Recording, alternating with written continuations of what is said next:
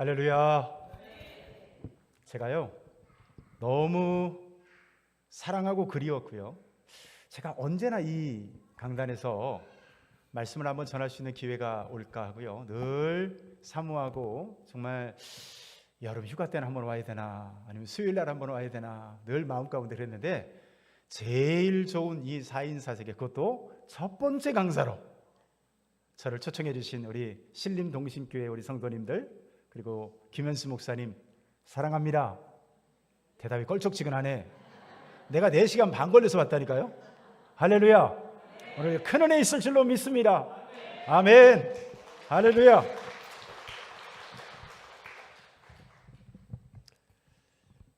요즘에 30대 남성들이요 신용카드가 두렵답니다. 왜 그런 거 봤더니 와이프가 여기저기 다니면서 신용카드를 하도 많이 긁어대가지고 30대는 신용카드가 그렇게 두렵대요. 40대는 뭐가 두려운가 라고 봤더니 아내가 야한 속옷을 입고 다니면 그렇게 무섭대요. 그리고 야한 속옷 입고 왔다 갔다 하면 그렇게 두렵다고 합니다. 50대는 뭔가 하고 봤더니 50대는 곰국이 두렵답니다. 왜냐하면 아내가 곰국 잔뜩 끓여놓고 3박 4일 놀다 오니까 곰국을 보면 그렇게 무섭다고 그래요. 60대 남성들은요 이사 가는 것이 그렇게 두렵답니다. 왜 그럴까요? 놓고 갈까봐. 그래가지고 이사 가는 날 이삿짐 차에서 안 내리네요. 안 도와주는 건 물론이고 왜 안 내릴까요? 떼놓고 갈까봐. 그리고 이사 가서도 제일 먼저 집으로 뛰쳐들어간답니다.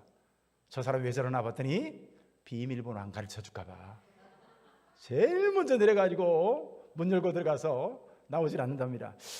70대 남성은 뭐를 두려워하나 봤더니요 아내가 등산 가자고 하는 것을 제일 무서워한답니다. 왜 그럴까요? 산으로 데리고 가서 고려장 시킬까봐, 자기 혼자 내려가 버릴까봐 그렇게 두려워한다고 합니다. 여러분, 이렇게 두려운 마음을요 영어로 포비아라고 합니다. 그래서 어떤 심리학자의 말에 의하면 우리 사람의 마음속에는 75가지의 이 포비아, 이 두려움의 증세가 있다라는 거예요. 여러분, 이런 두려움이 우리의 스트레스가 되고 여러 질병들의 원인이 되고자 합니다. 그래서 사람들은 이런 두려움에 대비해서 여러 가지 많은 준비를 하고 대비를 하고 그런 위기 상황을 준비를 하는데요. 여러분, 우리가 잘 쓰는 말 중에 마지노선이라는 말을 쓰죠. 이 마지노선은 우리나라 말이 아니라 당연히 외국 말이죠. 근데 이 말이 세계 제2차 대전 때 생겨난 말이라고 합니다. 세계 제2차 대전이 일어나기 전에 프랑스의 국방장관 중에 마지노라는 사람이 있었대요. 근데 이 마지노라는 사람이 제안하고 강력히 밀어붙여가지고 이 독일의 국경을 따라서 철저한 방어 진지를 구축한 거예요. 그래가지고 당시 프랑스는 이 마지노선이라고 하는 이 요새를 자그마치 6년에 걸쳐서 진지를 구축했다고 합니다. 이 전차의 침입을 막기 위해 가지고 철골로 된 직경 6m짜리의 이 콘크리트 벽을, 그것도 이중으로 철저하게 진지를 구축했어요. 또 이 보병의 진입을 막기 위해 가지고 엄청나게 큰 대규모의 철조망 지대를 했고요. 특별히 작전실, 그리고 무슨 단약고, 발전시설, 이런 것 같은 이 중요한 시설들은 전부 다 지하 70m 깊이에다가 집어넣었다고 합니다.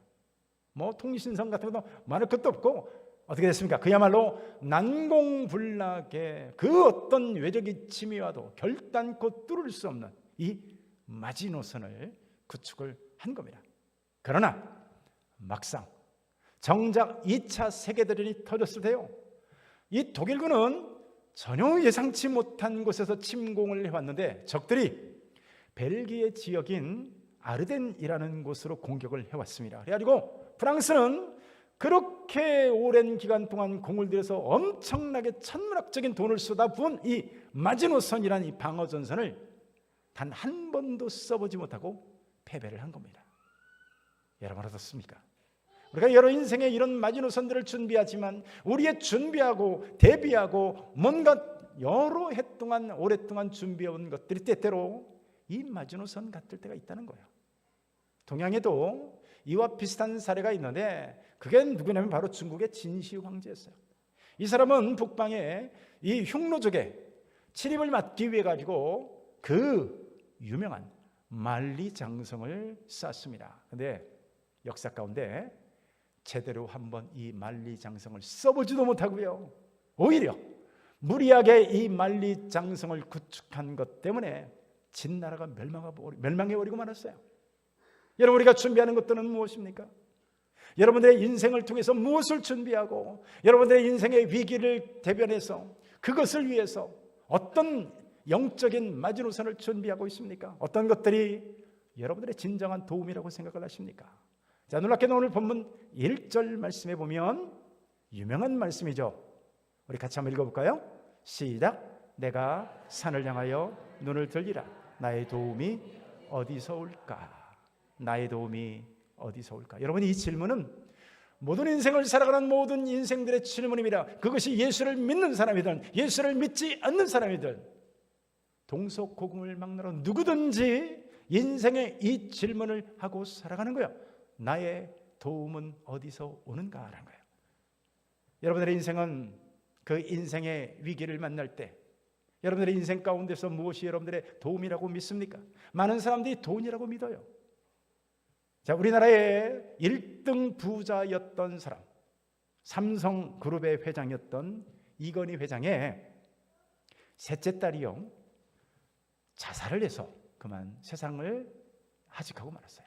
네, 그 딸에게는요, 당시에 그녀가 죽을 때 그의 재산이 은행에만 2천억이 있었대요. 2천만 원이 아닙니다. 왜 여길까요? 하고 죽어버리니까. 근데 2천억이라는 이 돈을 갖고 있음에도 불구하고, 여러분 보세요.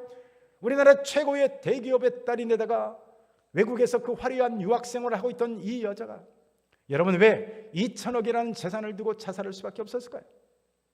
이건희 회장 본인은 어떻습니까? 그가 세상을 떠날 때 상속세로만 자그마치 11조를 냈어요.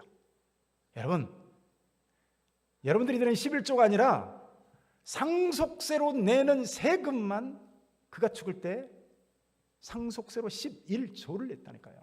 보세요. 얼마나 평소에 좋은 음식을 먹고 보약을 물처럼 마시고, 그러나 여러분 그도 역시 2014년 5월 10일 밤에 급성 심근경색으로 쓰러져서 자그마치 6년 5개월을 중환자실에서요 거의 식물인간처럼 지내다가 결국 세상을 떠나고 말았어요. 그러니까 70이 막 넘어서부터 그 사람의 인생은 식물인간처럼 중환자실에서 보낸 거예요.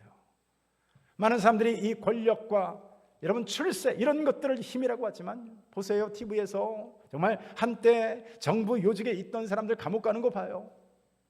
보수 진영에 있던 이 우병우라는 사람이 있었죠. 그런 사람이나 진보 진영의 이 조국 같으신 분들, 이런 사람도 정말 실형이 떨어져서 어떤 사람은 감옥에 가고 어떤 사람은 대법원 판결을 기다리고 있고, 여러분 무엇이 우리 인생의 진정한 도움이고 여러분 우리의 힘이 될까요? 오늘 시인은 그 질문 앞에 뭐라고 답을 해요? 나의 도움은 천지를 지으신 여호와에게서로다. 아멘 합시다. 여러분들의 인생의 도움이 정말 여러분들은 과연 여호와에게서로다라고 고백할 수 있냐고요. 자, 오늘 보면 1절을 우리 다시 한번 보는데요, 우리 같이 한번 읽어볼까요? 1절입니다. 시작. 내가 산을 향하여 눈을 들기라. 나의 도움이 어디서 올까? 시인은 오늘 문제를 만날 때 하나님의 성산 시온산을 바라봤다는 거예요. 여러분들이 이스라엘 가서 시온산이라고 하는 산을 검색해 보면요 절대로 못 찾습니다. 왜냐하면 이 시온산은 실제 산이 아니기 때문에 그렇습니다. 제가 이스라엘의 성지순례를 가봤는데요, 신태인 촌놈이 많이 출세했죠. 근데 성지순례를 가보니까 예루살렘이라는 것은 굉장히 독특하게 생긴 도시예요. 자, 이 예루살렘이라고 하는 이 시 전체가 하나의 산이라고 봐도 돼요. 산. 그래서 산처럼 된 요새처럼 이렇게 봉우리가 이렇게 올라온 이 전체가 바로 예루살렘이라는 도시라고 말할 수가 있습니다. 자, 그래서요, 어떤 예루살렘 전체가 하나의 산처럼 보이는 것. 그래서 시온산이라고 하는 것은 예루살렘을 지칭하는데, 결정적으로 자, 여러분, 예루살렘에 뭐가 있을까요? 예루살렘에 바로 하나님의 성전이 있습니다. 그러니까 여러분, 오늘 시인이 내가 산을 향하여 눈을 들리라, 여기서 말하는 산은 시온산을 가리키는데, 내가 산을 향하여 눈을 들리라, 이 말씀은 바로 그 성전에 계신 하나님을 향하여 눈을 들리로다라고 고백한 줄로 믿습니다. 아멘 하신 분들 3대가 복이 있을 줄로 믿습니다. 자, 여러 가지 신체 구조상 하늘을 쳐다보고 살아가는 존재는 우리 사람이 거의 전부라고 해도 과언이 아니라고 합니다. 실제로 사람만큼 완벽하게 서서 걸으면서 하늘을 쳐다보고 살아가는 존재가 없다는 거예요. 동물들 보세요. 땅에 속해서 땅에서 풀을 뜯고 땅에 알을 넣고, 여러분 결국 땅에 갇혀 살다가 죽는 거예요. 여러분들이 잘 아시는 돼지 있죠, 돼지. 이 돼지는 이 목뼈의 구조상 하늘을 쳐다볼 수 없다고 합니다. 그러니까 돼지는 죽을 때까지 하늘 한 번 못 쳐다보다 죽는데, 딱 한 번 쳐다본답니다. 그때가 언제일까요? 잡아먹으려고. 죽을 때 돼지가 획가닥 자빠지면서 그때 하늘을 한번 쳐다본다고 해요. 자, 여러분 오늘 인생을 살면서 어디를 바라보고 살고 있습니까? 문제로 인하여서 사방으로 하여금 우겨쌈을 당할 때, 아무리 둘러봐도 출구가 보이지 않을 때, 어떤 인생의 외로움과 공허함 속에서 절망하고 있을 때, 여러분들은 과연 무엇을 바라보고 있냐고요? 얼마나 많은 사람들이 그런 문제 가운데 직면할 때가 되면 오히려 땅에 갇혀서 땅에 매몰되어서 절망해서 살아가는지 모릅니다. 자, 여러분, 꿩이라고 하는 새를 아시죠? 네, 제가요 어린 시절을 시골에서 보냈습니다. 그래서 제가 어렸을 때 형들 따라다니면서 이 꿩 잡는 것을 보니까, 여러분 이 콩 아시죠?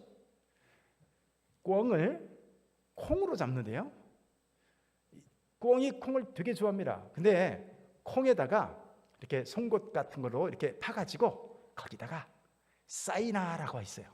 이 사이나가 내가 커서 이게 도대체 뭔가 해서 봤더니 얘가 청산가리를 사이나라고 해요. 이 콩에다가 구멍을 뚫어서 이 청산가리를 집어넣고 거기다가 이렇게 꿩이 돌아다니는 곳에 이렇게 잘 넣는 거예요. 그러면 꿩이 이 콩을 집어먹겠죠. 근데 이 약을 집어먹은 꿩은요 잘 날지를 못합니다. 그래서 얘가 막 비틀비틀 비쩍비쩍거리면서 막 이렇게 가잖아요. 그러면 형들이 나무를 들고도 막 두들기면서 소리를 지르면 이 꿩이 잘 날지를 못하니까 막 도망가다가 더 이상 도망갈 수가 없으면 한 가지 하는 행동이 있습니다. 그게 뭔지 아십니까? 더 이상 못 도망가면요 이 꿩이 덤불에다가 머리를 꽉 쳐박고 엉덩이를 하늘 높이 들고 꿩 없다 이러고 있는 거예요. 여러분, 혹시 우리의 신앙생활을 30년 40년 이렇게 평생을 신앙생활 했음에도 불구하고, 자, 우리의 인생 살아가는 모습이 꿩 같을 때가 있다는 거예요. 정작 위기에 처하니까요 믿음은 온데간데 없이 머리를 세상에 쳐박고 마치 하나님 없는 자처럼 살아가는 거예요. 그래서 오늘 시인은 나의 도움이 어디서 올까라고 질문하고 있는 거예요. 여러분, 이 대답에 시인은 뭐라고 대답한다고요? 따라서 해봅시다. 나의 도움이 천지를 지으신 여호와에게서로다. 아멘. 아멘. 시인이 믿고 있고 시인에게 도움을 주는 존재는 바로 천지를 지으신 여호와인 줄 믿습니다.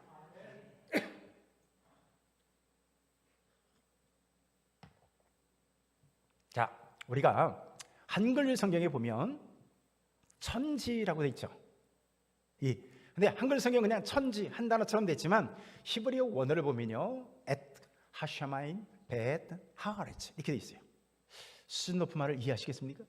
이게 무슨 말이냐면 하늘을 그리고 땅을 이렇게. 그러니까 우리는 천지를 지으신 하나님 이렇게 돼 있는데 원어는 어떻게 되고 하늘을 지으신 하나님 그리고 땅을 지으신 하나님 이렇게 돼 있다고요. 자 보세요. 그러면 하늘이 어디까지가 하늘일까요? 여러분 하늘은 저 우주 끝까지가 하늘입니다.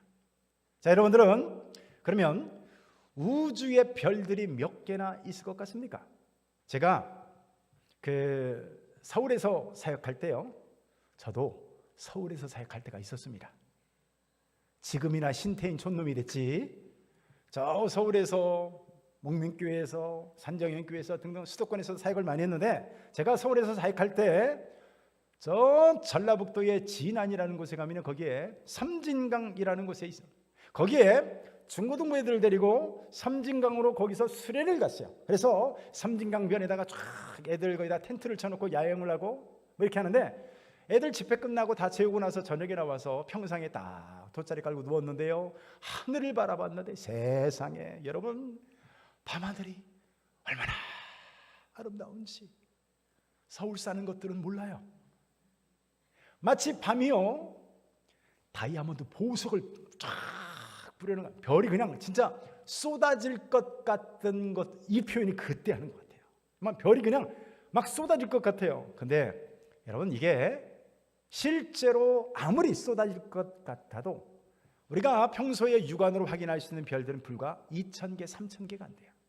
여러분 우리가 살고 있는 우주에 우리가 살고 있는 이 은하 있죠. 우리가 살고 있는 은하계에 별이 2,000억 개가 있습니다. 몇 개가 있다고요? 2,000억 개. 네, 여러분 가장 가까운, 그러니까 우리가 살고 있는 이 갤럭시 은하에서 가장 가까운 은하에 바로 안드로메다라는 은하가 있는데요. 자, 이 안드로메다에 있는 은하는 별이 자그마치 1조개가 있습니다. 놀라지도 않으시네. 별이 몇 개 있다고요? 1조개가 있다니까요. 근데 우주에는요 이런 은하가, 자 은하 하나에 우리가 살고 있는데 2,000억 개, 안드로메다 1조개. 근데 여러분 이런 은하가 몇 개 있다고요? 최소한 여러분 1,000억 개의 은하계가 있다고 봅니다. 자, 우주의 별들이 얼마나 많은지 아시겠죠? 학자들이 조사를 해봤어. 과학자들은 할 일 없는 사람들이라 숫자를 가지고 우리가 살아가고 있는 이 세상에 지구의 80억 인구에다가 계산해 봤는데, 여러분들 한 사람에게 11조 개의 별들을 다 나눠줘도 이 별들이 남는답니다. 제가 신림동식에 왔으면 선물 하나씩 줘야죠. 여러분들에게 11조 개의 별들을 나눠드리겠습니다.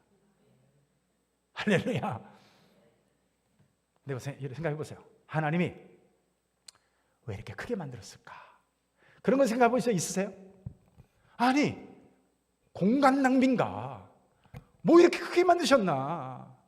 여러분 그게 하나님의 스케일이에요. 그게 하나님의 스케일이에요. 좀 봐라. 하나님의 크기를 한번 좀 봐라. 니들이 말이야 컴퓨터를 만들고 무슨 인공지능 AI 같은 거 뭐 달라나간다고 까불지만 하나님의 스케일을 한번 보라는 거예요. 지구에서요 가장 가까이에 있는 별의 이름 중에 하나가 화성입니다. 근데 제일 가까이에 있는 별 화성까지 가는, 자 우리나라 지구에서 제일 발달한 로켓을 타고 가는데요, 자그마치 7개월을 가야 화성에 갈 수가 있습니다. 여러분 그런 별들이 1,000억의 별들이 모여야 은하가 되는데, 그런 은하가 하나님이 지신 우주에는요 1,000억의 은하가 있는 거예요. 근데 여러분 하나님께서 이런 우주를 말씀 한마디로 창조한 줄로 믿으십니까? 아멘. 정말 저와 여러분들에게 도움을 주시는 분이 이 천지를 지으신 하나님인 것 맞습니까? 말씀 하나로 그 광활한 광대한 이 우주를 하나님이 만드신 거예요. 어쩌면 그렇게 태양은 그 자리에 있을까요? 조금만 가까워 보세요. 여러분 뜨거워서 튀어 죽는데요. 이 태양이 조금만 멀어 보세요. 동태처럼 얼어 죽는데요. 자, 여러분 보세요. 데이트할 때 달이 참 예쁘게 뜨면 데이트하기 참 좋은 낭만적인 그런 달이 되지 않습니까? 네, 달은 어쩌면 그렇게 그 자리에 있을까요? 그거 아십니까? 이 달이 우리가 살고 있는 지구에서 조금만 한 1.5배만 멀어져도 바다에 물고기가 살 수 없답니다. 왜요? 여러분, 달이 지구의 적절한 이 중력과 인력을 통해서 바다에 바닷물을 파도를 쳐가지고요 산소를 집어넣어줘야 물고기가 살 수 있는 거예요. 근데 여러분, 조금만 멀면 그것이 없어도 물고기가 살 수 없어요. 네, 여러분, 달이 조금만 가깝거나 커보세요. 어떤 문제가 생길까요? 태풍과 해일이 지구를 끊임없이 몰아쳐가지고 여러분 살아가는데 참 곤란한 인생을 살게 될 겁니다. 여러분, 우리가 살아가는 인생, 이 지구는 어쩌면 이렇게 23.5도가 기울어져 있을까요? 하늘에 태양을 만드시고 달을 만드시고 봄, 여름, 가을, 겨울 사시사철을 만들기 위해서 오늘도 지구를 23.5도 기울여서 공전케 하시고 자전케 하시는 하나님, 이분이 저와 여러분들이 믿는 하나님이십니다. 여러분들이 믿는 하나님은 정말 이 천지를 만드신 하나님 맞습니까? 너무나 많은 사람들이 오늘도 신앙생활을 한다고 하는데요, 그런 하나님을 믿는다면서 실패자처럼 인생을 살아가고 있어요. 교회는 안 다니는데 저 사람 보니까 나보다 더 좋은 대학 다니는 거예요. 결혼할 때 보니까 교회 안 다니는 저 사람이 더 좋은 남편 만나고 더 좋은 이쁜 여자 결혼하는 거예요. 제가 서울에 가서 깜짝깜짝 놀라는 것 중에 하나가 뭐냐면, 참 서울에 있는 아파트 빌딩들 보면 구멍마다 그렇게 많은 구멍이 있는데 그 구멍 안에 40억 50억 한다는데 그 많은 구멍 중에 어쩌면 예수 믿는 내 구멍은 없을까요? 교회 안 다니는 저 사람이 예수 믿고 신앙생활 한다는 나보다 더 떵떵거리면서 더 잘 산다는 것 같다는 거예요. 제가요 대학 다닐 때 자그마치 한 달에 3만 원씩 적금을 붓습니다. 제가 왜 적금을 붓냐면, 제가 대학 다닐 때 보니까 한번 생각이 들어요. 누가 나 같은 사람에게 시집 오겠냐 싶은 생각이 드는 거예요. 안 되겠다, 내 정신 차리고 지금부터라도 결혼할 자금을 모아야 되겠다 해가지고요 3만 원씩 적금을 붓다가 3개월 만에 포기했습니다. 그렇게 살아선 인생이 파산되게 생겨서 제가 고등학교 2학년 때 예수를 믿게 됐어요. 네, 제가 고등학교 2학년 때 예수를 믿게 됐는데, 제가 고등학교 날 때는요 시간이 참 많았어요. 왜 시간이 많았을까요? 공부를 안 하니까. 왜 공부를 안 할까요? 공부를 할 일이 없으니까. 왜냐면 제가요 실업계 고등학교를 나왔거든요. 제 가정은 지금 생각해 보면 해체 가정이에요. 해체 가정이 뭔지 아시죠? 저희 그래서 제 위로 누나들이 다 초등학교밖에 못 나왔습니다. 제 누나들이 저보다 30살 많은 게 아니라 4살 많고 뭐 한 7살, 10살 많고 이런 분들인데, 위로 2분은 초등학교 중퇴, 제 바로 4살 많은 누님은 겨우 초등학교. 저희 누나가 저희 어머니 바지카락을 붙잡고 치맛자락을 붙잡고 울면서 나 엄마 중학교까지만 보내줘라고 사정사정을 하는데 매정하게 돈 벌어 와 있냐나, 돈 벌러 다 갔어요. 제 위로 저보다 7살 많은 형이 있는데 그래도 아들이라고 공부를 시켰는데요 자그마치 고등학교까지, 아니 중학교까지 공부를 시켜줬습니다. 여러분, 제가요 지금 목회하는 곳에 가까운 전라북도 고창군 아산면 남산이 남산 514번지에서 태어나서 거기서 초등학교를 지냈습니다. 제가 초등학교를 다니는데요, 제가 살던 동네가 얼마나 시골이었는지, 여러분 제가 이렇게 원시인같이 생기지 않았죠? 네, 제가 초등학교 3학년 때 제가 살던 동네에 전기불이 들어왔어요. 그러니까 초등학교 2학년 때까지 저희 동네에서는 호롱불을 켜고 살았다니까요. 가끔 산에서 아우 하는 소리 들어왔어요. 네, 제가 그런 마을에서 태어났는데 여러분, 하나님의 은혜로 저희 어머니 아버지가 여러분들이 기도해 주신 덕분에 어머니 아버지가 완벽히 망했습니다. 그래가지고 살던 동네에서 전주로 6학년 이제 1월 달에 이사 나왔어요. 이사 나오니까 드디어 저에게도 고등학교까지 갈 수 있는 길이 열렸습니다. 형편이 어려우니까 대학은 꿈도 못 꾸고요. 제가 실업계 고등학교를 들어갔는데 그 이유는 뭘까요? 뭐 다 포기하고 일찍 취직이나 해서 돈이나 벌어야 되겠다. 근데 여러분, 제가 실업계 고등학교를 다니니까 큰 장점이 하나 있더라고요. 시간이 많은 거예요. 할렐루야. 제가 고등학교 때 제 전공이 철학과였습니다. 주로 새를 다루고 용접하고 쇳덩어리 다루고 해가지고, 근데 제가 고등학교 2학년 때 교회를, 그러니까 3월달 4월달 그때 제가 교회를 나갔는데, 여러분, 제가 고등학교 한 2학년 11월 12월 넘어가면서 제가 은혜를 받기 시작했어요. 여러분, 얼마나 은혜를 받았는지, 제가 고등학교 한 3학년 이때쯤부터 새벽 예배를 나가고, 가만히 보니까 일주일에 제가 요 교회를 15번을 가더라고요. 저녁마다 가고 주일날은 2-3번씩 가고, 심지어 제가 고등학교 때 구역 예배까지 참석을 했습니다. 이런 사람 있으면 나와봐. 목사는 아무나 되나. 근데요, 보니까 은혜를 받으니까요 부작용이 있더라고요. 은혜를 받으니까 하나님의 신학교를 가래요. 제가 그 부작용으로 신학교를 가게 생겼는데, 자, 제가 아까 말씀드렸죠?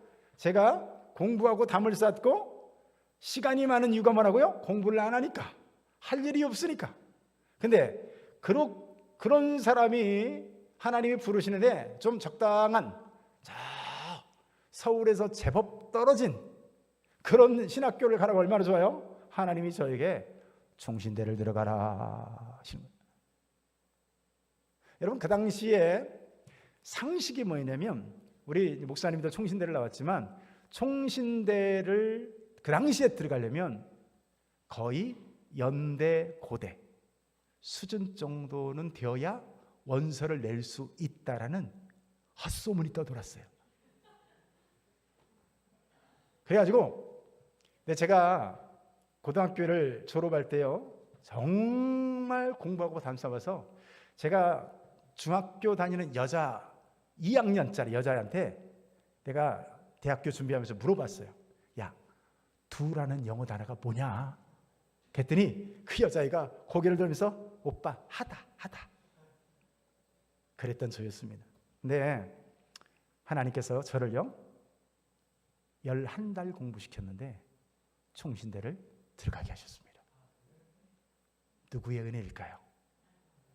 여러분들 별로 기분이 안 좋으신 것 같지만 하나님의 은혜인 줄로 믿습니다. 이거는요, 저에게는 홍해바다가 갈라진 사건이에요. 문제는 들어가기는 들어갔는데 무슨 돈으로 학교를 다닙니까? 그 당시에 저희 어머니가 60이 넘었어요. 64세, 5세 정도 돼요. 여러분, 지금 60살은 아가씨예요. 우리 아가씨 되시는 권사님 몇 세이신가요? 저희 교회를 봐도요 60 넘었는데 할머니라고 그랬다는, 죄송합니다, 귀시자 되게 많습니다. 근데 제가 그런 어머니이기 때문에 어머니가 그 돈을 주시면서 그래요.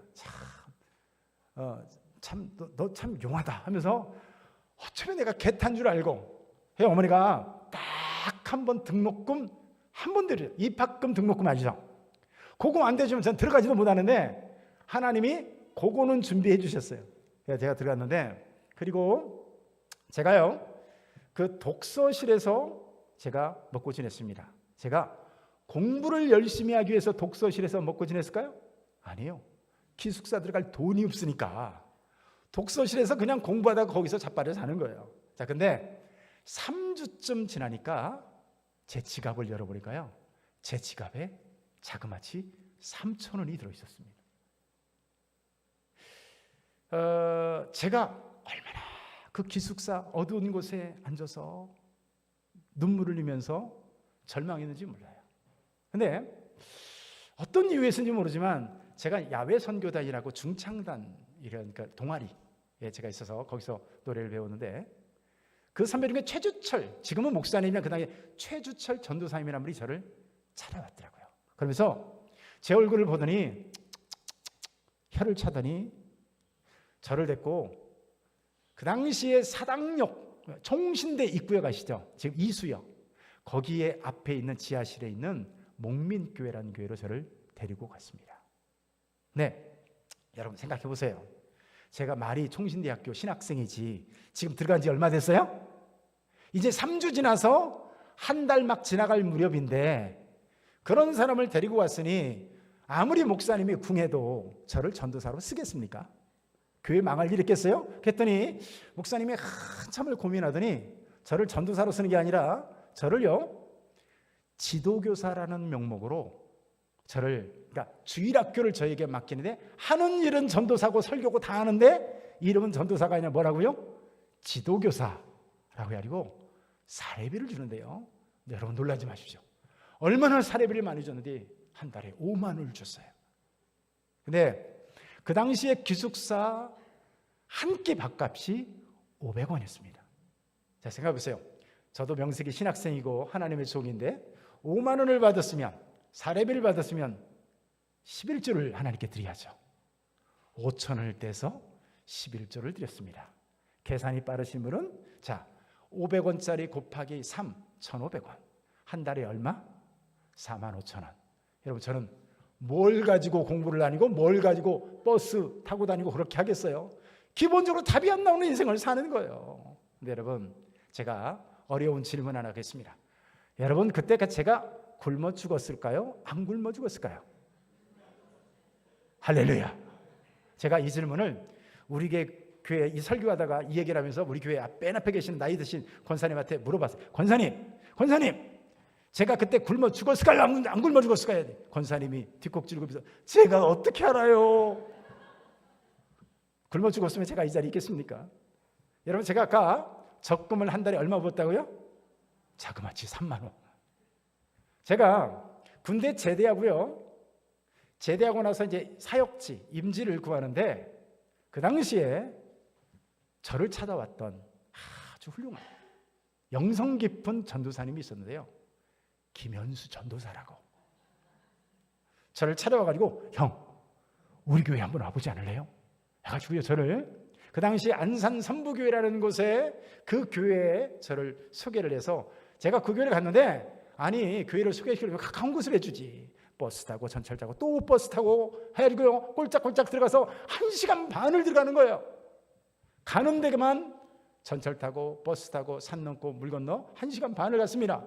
그런데 그 교회는 한 달에 2번씩 혹은 1번씩 이렇게 전 교인들이 오후에 청소를 하는 시간을 가졌습니다. 근데 그날 어느 날 한참 사역하다가 제가 밖에서 빗자루질을 하고 있는데, 갑자기 어떤 자매가 안에서 창문을 와락 하고 열었는데 저하고 눈이 딱 마주쳤어요.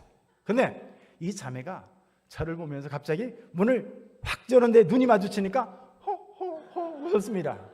근데 그 마음에, 제 마음에 얼마나 예쁜지 하나님이 제 마음에 감동을 주신데, 내가 저 여자하고 살아야 되겠다. 그 사람이 저기 앉아있는 저 사람입니다.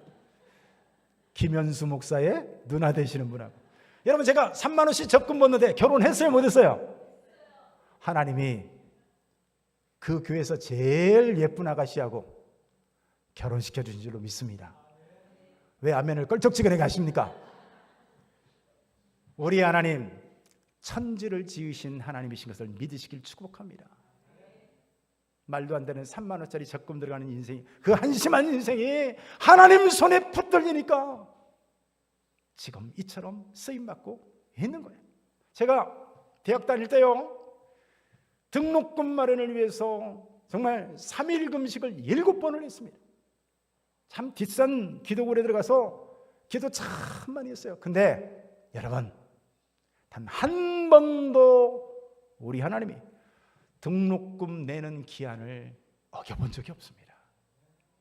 결혼식 할 때도요, 우리 집 쪽에서 결혼한다고 쌀바가지까지 다 탈탈 털어가지고 500만 원을 마련해주고, 우리 처가 쪽에서 대략 그 정도 돈으로 이렇게 결혼을 했는데요, 여러분 놀랍게도 결혼식도 하고 집도 구하고 그 당시 최고급 승용차 티코까지 새 차로 뽑았어요.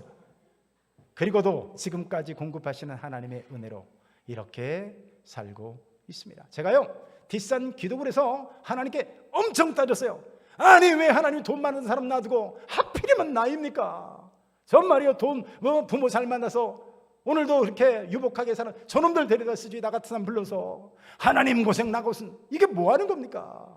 여러분, 근데 하나님은 광야에서 만나와 메추라기를 공급해 주시던 지금까지 부족하지도 넘치지도 않게 지금도 함께 하신 줄 믿습니다. 여러분, 여러분들의 믿는 하나님은 천지를 만드신 하나님 맞습니까? 거두절미하고 우리가 신앙생활의 첫 문장, 여러분 사도신경의 첫 문장이 뭐죠? 외워볼까요? 시작. 전능하사 천지를 만드신 하나님 아버지를 내가 믿사오며. 할렐루야. 우리가 전능하사 천지를 만드신 하나님 아버지를 내가 믿사오며 라고는 이 한 문장만 제대로 믿을 수 있다면 우리들 앞에 문제는, 여러분, 홍해가 갈라지고 요단강이 갈라지듯 모두 다 해결될 줄로 믿습니다. 해결될 줄로 믿습니다. 우리가 믿는 하나님은요, 허접한 하나님이 아니라 바로 천지를 지으신 여호와이심을 믿으시길 축원합니다. 자, 그뿐만 아니라요, 오늘 본문에서 가장 많이 등장하는 단어가 있는데 바로 여호와라는 단어하고 지키신다라고 하는 단어예요. 자, 여호와라는 단어 6번, 지키신다라는 단어 6번, 이 짧은 본문 가운데 6번씩이나 등장하는 단어가 뭐라고요? 다시 말해서 여호와께서 지키신다라는 얘기예요. 여러분, 하나님이 저와 여러분들을 신실하게 지켜주실 줄로 믿습니다. 제가요, 옛날에 이연걸이라는 사람이 주연을 한 보디가드라는 영화를 본 적이 있습니다. 자, 여러분, 황비용이라는 영화를 아십니까? 네, 저는 여러분들 보니까 오직 기도하고 말씀만 보느라고 영화를 안 보셨는데, 저는 참 당시에 중국 영화를 엄청 좋아했는데요, 여러분, 제가 중3 때부터 고3 때까지 횟수로 4년을 제가 합기도를 했습니다. 제가요, 지금도 합기도 공인 2단입니다. 제가 군대를 다녀와도요, 저는 특공대를 나왔습니다. 여러분, 특공대가 뭔지 아십니까? 특별히 공부 못하는 대가리, 이게 특공대예요. 제가 특공대에서도 제가 특공무술 시범단에 있었습니다. 그래서 저는 달이 이상하게 뜨거나 날이 굳으면 달밤에 체조하는 것이 제 취미입니다. 여러분, 제가 예전에 중국 영화를 얼마나 광적으로 좋아했는지 성룡 나오는 영화 다 보고요, 이연걸 나오는 영화 다 보고, 그때가 제가 전도사고 목사고 했는데요, 그러고도 목사냐 잘 모르겠습니다만은 성룡 나오는 영화 남았다면 담았어요. 이연걸이 나오는 주인공 영화 마치 큐티하는 마음으로 봤어요. 자, 이연걸의 보디가드라는 이 영화를 보면요, 부잣집 여자 하나 지키기 위해서 얼마나 헌신적이고 얼마나 충실한지 몰라요. 끊임없이 집을 수색하고 수많은 자기만이 아는 표식들 있잖아요. 뭐 끈을 연고 이런 돌 같은 거 올려놓고 얘가 떨어졌는지 안 떨어졌는지 체크하고 뭐 확인하고 또 확인하고. 이 사람은요, 잠도 거의 안 자더라고요. 여러분, 무술 실력은 저 같은 애송이하고는 달라서 막 날아다닙니다. 저도 한때는 주로 길로 안 다니고 벽 타고 다녔는데, 여러분, 이소룡이나 이연걸 같은 경호 하나 두면 좋겠죠? 그 사람들 옛날 사람들이니까. 자, 그러면 범죄 도시의 마동석 같은 사람을 경호원으로 두면 든든하지 않겠습니까? 여러분, 하나 물어볼까요? 하나님하고 이 연거라고 맞짱 뜨면 누가 이길까요? 아무리 유능하고 헌신적인 경원이라 할지라도요, 우리 인생 다 못 지켜줍니다. 근데 여러분, 오늘 본문에서 하나님은 이렇게 약속하시는데요. 자, 우리 3절과 4절을 같이 한번 읽습니다. 3절과 4절 시작. 여호와께서 너로 실족치 않게 하시며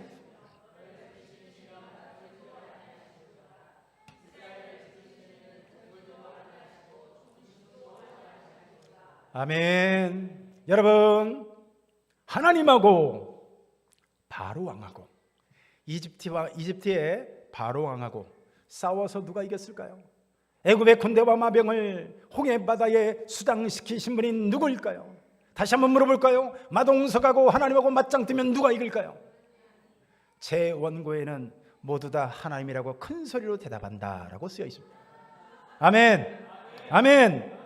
그분이 우리의 진정한 경호원 되신 줄로 믿으시길 축복합니다. 누가 진정 저와 여러분들의 인생 여정에 있어서 가이드일까요? 돈입니까? 건강입니까? 빽입니까? 하나님이야말로 진정한 우리 인생의 보호자 경호원이신 걸 믿으시길 축원합니다. 제가 신혼여행을 간 곳이요, 설악산이었습니다. 제가 당시에 세상에서 제일 좋은 차 티코를 타고 신혼여행을 갔어요. 네, 신혼여행을 마치고 이제 2박 3일 동안 신혼여행을 설악산으로 갔고, 설악산에서 좋은 시간, 즐거운 시간 보내고 이제 마지막 집으로 제가 돌아오고 있었는데, 돌아올 때 보니까 경치가 얼마나 이쁜지 막 눈물이 날 것 같은 거예요. 그냥 온 천지가 가을이잖아요. 그때가 가을이니까 제가 11월 8일 날, 외우지 마세요. 11월 8일 외우지 마세요. 11월 8일 11월 8일 날 결혼식에서 신혼여행 갔다 오니까 여러분 딱 단풍들 계절 아니겠어요? 여러분 설악산 오는데 그냥 제가 주 하나님 지으신 모든 세계 큰 소리로 찬양을 못하고, 제 아내가 옆에서 자고 있으니까 큰 소리로 찬양을 못하고 마음속으로 그리고 오는데 얼마나 아름다워. 근데요, 그 당시에는 지금 세상만인 줄 알았어요. 저도 얼마 전에 속초 갔다 오고 얘기 들어보니 우리 목사님도 우리 장로님이 다녀오셨구나. 속초를 갔다 왔다고 그래요. 지금은 뭐 이제 고속도로가 좋아져 2차선 3차선 그러는데, 그때는요 강원도가 전라도보다 훨씬 후져가지고 가는데 편도 1차선, 올 때 1차선 이런 식이었어요. 네, 제가 올 때 보니까 편도 1차선이니까 뭐 추월하고 싶어도 할 수가 없겠죠. 네, 한참 이렇게 경치를 구경하다 오는데 언제 얘가 끼어들었는지 앞에 여러분 12톤 트럭 아시죠? 제 기억에 12톤 트럭이에요. 굉장히 큰 트럭 아니겠어요? 12톤 트럭이 이 조그만 차 티코를 앞에서 딱 막고 가는데, 그 좋던 경치가 막혔을 뿐만 아니라 얘가 차가 이상해요. 차가 갑자기 비틀비틀 막 왔다 갔다 하고 그러더니 갑자기 이 검은색 머플러에 검은색 매연이 확 나오는 거예요. 제가요 등골이 우싹해 가지고 제가 티코로 그 차를 중앙선을 침범해서 추월을 해서 앞에 왔어요. 왜? 뒤에 있다가는 좀 아무튼 느낌 이상해가지고 막 앞에 추월을 하고, 근데 막 앞에 추월하고 보니까 급회전에 아래로 확 꺾어지는, 이해가 되시죠? 급회전일 뿐만 아니라 회전하면서 아래로 확 내려가는 이런 지역이었다고요. 근데 그 지역에서 나도 뭔가 신경 써서 운전을 하는데 갑자기요, 여러분 그 운전하시는 분들은 알지만 이 운전석 바로 옆에 룸밀러 있죠. 룸밀러에 뭔가 시커먼 것이 쑥 하고 지나가는 걸 느꼈어요. 근데 쑥 하고 지나간 것과 동시에 막 팍팍팍팍팍팍 막 터지는 소리가 나서요. 보니까 여러분 그 낭떠러지로 떨어지지 말라고 도로 옆에 콘크리트 구조물로 이렇게 세우는 거 있어요. 그거를 아까 그 12톤 트럭이 그것들을 다 깨부시면서 낭떠러지로 떨어지는 걸 봤어요. 그래가지고요 제가 근데 배고픈 건 참아도 궁금한 건 못 참거든요. 차를 세워가지고 그 차 사고 난 배낭으로 떨어진 그 차를 향해서 뛰어갔어요.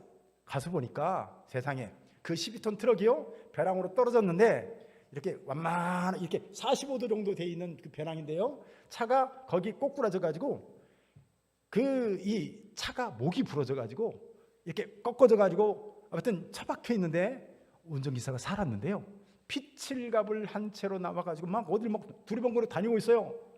내가 물어봤어요. 아저씨 뭐 하세요? 뭐 이렇게 연락하기 위해서 전화기 찾는다는 거예요. 내려보세요. 제가 물어봤어요. 제가 아까 뭐라고 했죠?